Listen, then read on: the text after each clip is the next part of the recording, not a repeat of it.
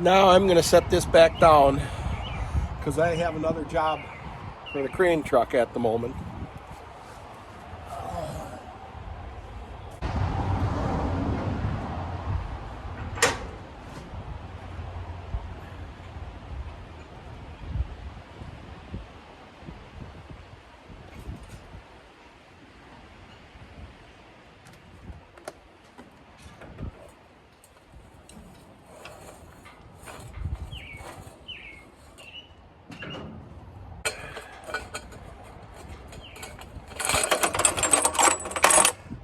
I see I got to put some air in the back tire of the crane truck. I'm going to lift something fairly heavy. Well, I had a viewer who inquired a little more about the crane truck, so I'm going to take this chance to go over it a little bit. I mean, we all know the Ford truck has Alan Rudolph's name on the side yet, Woodland, Wisconsin. He was my old neighbor. I redid the engine probably 20 to 25 years ago. At that time I took it apart. It was all seized up, took it all apart, fought all the valves out, replaced ones that needed, ground the valves, adjusted them all the old-fashioned way, grinding the valve stems, reused the head gaskets. The only thing I bought for it is I found some new old stock rings and put those in it, and it's been real good to me ever since. And I didn't paint it or anything because I wanted it to look like it had never been taken apart, which it definitely does, I think. And you all heard it run. But more about the winch on the back. Now, this was all built by Alan Rudolph. I'm thinking that's probably a worm drive rear axle section from maybe a Model A truck that had worm drive rear end for the more heavy duty trucks. And it's probably a Model A transmission. I mean, I don't know him by sight, but he was a Ford man. You see the frame was all built, hand built. I mean, he went through the trouble of putting a metal cap over the top so water wouldn't get in the transmission. You know, rubber boots just never seem to do the trick. That's the way they should have done it from factory on tractors in the first place. Because we've all seen tractors with trannies full of water and, you know, came down through the shifter boot. Now we'll get up and look at well, you can see it from here. The ratchet, that was all hand torched out, and I got the dog flipped up right now that drops into it. You know, the drum was all hand built. And when I was a teenager, which is a long time ago, and you can see it here where there was something else welded on the back. But like I say, when I was a teenager, I remember there was a frame out. I remember there was a frame that came out with an axle and two steel wheels on it, 1.5 to 2 feet in diameter. And here, the one on the other side is cut off, but this appears to be a handle. And my thought is, back in the 30s and 40s when he used this a lot, if he wanted to use the truck for a truck, he could unbolt it, back up to something the same height, lift it up by the handles and wheel the winch off. Or else, now looking at it, it has this anchor, such a nice anchor built on it. If he wanted to use the winch for something else, needed it someplace other than on the truck, he could take the winch off, and that's what he would have anchored with, the winch with. So it was a very multi-use tool. And like I say, years ago, they didn't go to Harbor Freight and buy it with their plastic. They took whatever they found available or got as cheap as they could and built it, because the stuff just wasn't available. And especially in the early 30s, the one thing that really wasn't available was money. And that's when he was in the thick of starting his business. So we're going to get back at moving the crane truck to lift what I want to lift. First I have to do is put the boom down, because you see I have overhead wires I always have to remember. That's kind of a pain. I seldom have to go under them, but when I do, I have to remember it. And to lower the boom, you hook the hook there back onto one of these, and then you can lift the boom up, pull the pins, and let's see if you can see the pins in there, and lower the boom. So that's what I'm going to do now.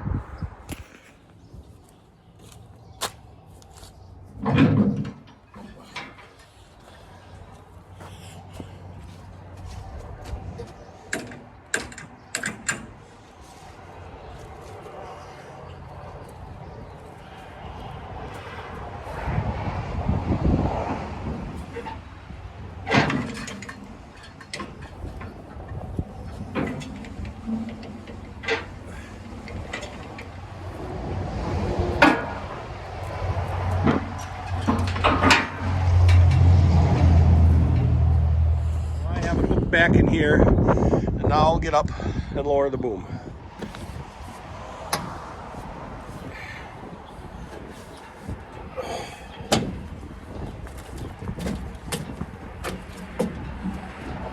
So I engage the pawl.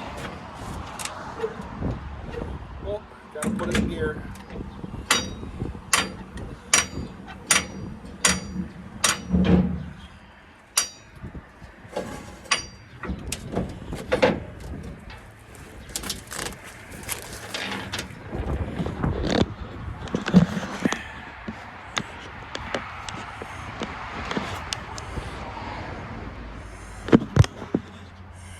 And you have to lift it just the right amount so there isn't pressure on the pins.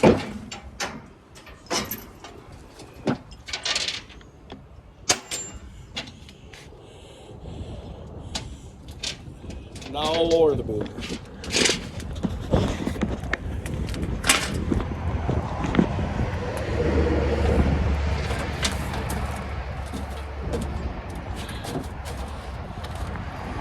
Disengage the ball.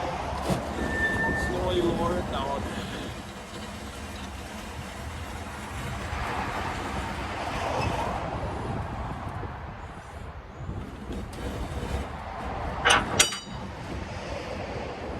That's low enough to get under the wire.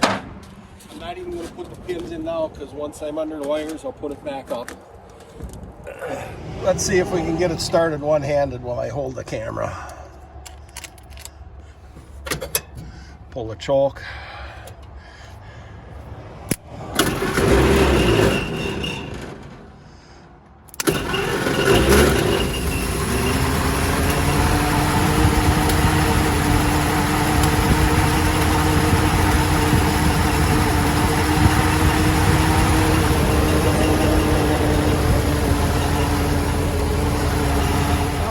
Here's what I'm going to unload. Yesterday I went and picked up a plow and a corn planter. I already have a 2-bottom plow on steel, an International, and I already have a Moline corn planter. But I bought these cheap, $300 for the pair. And I wanted them because I have the Co-op E3 that my dad bought new. You'll be seeing that later this year. I get it running. It hasn't run in over a dozen years. It needs work. And I just thought these 2 pieces of Co-op equipment would go nice with it.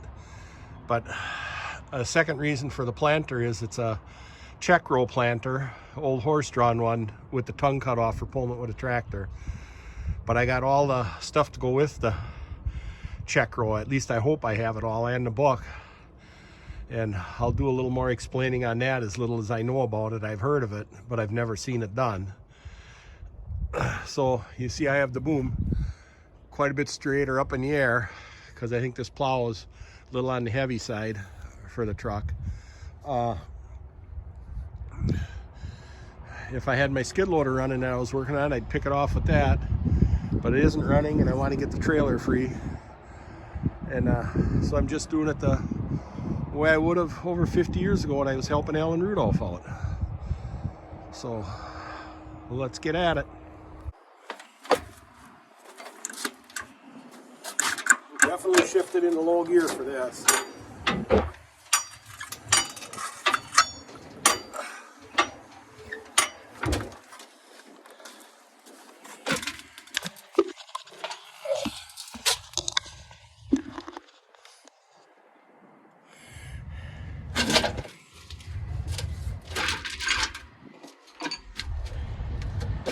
let's see how it goes.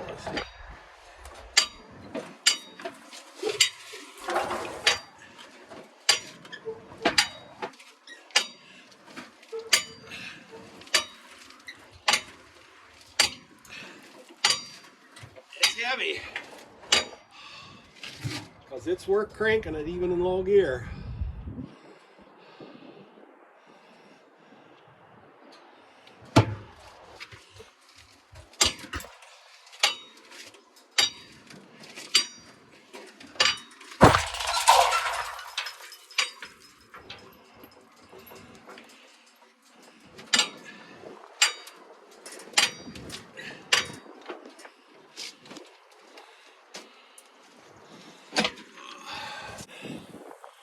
It's balanced pretty good.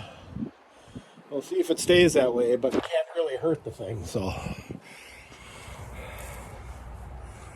Let's see how moving it goes. We know it'll swing around some.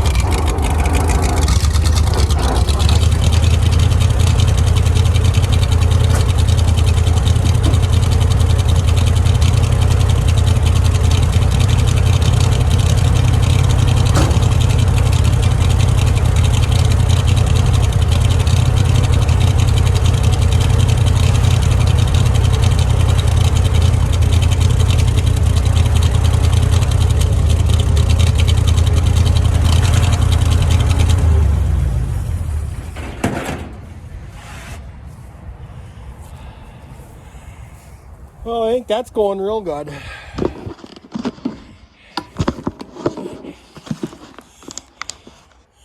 We got it hid back here in the corner. We'll probably stay for a little while, for some time. We'll get it down on the ground and unhooked. And I think that's going to be it for right now. When I do the corn planter, I'll get a little more in depth about that corn planter as I unload it. So let's get this down on the ground.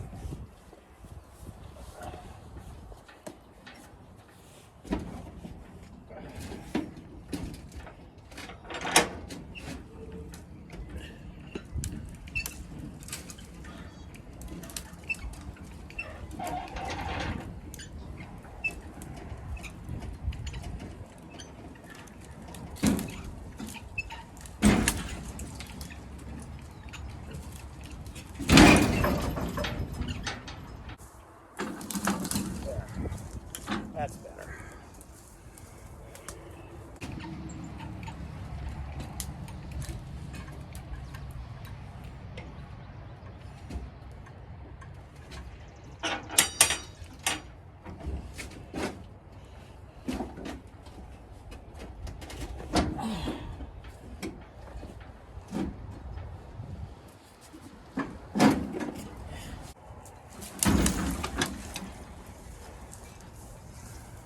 I tell you, it just gets harder and harder for me to get up and around on this stuff.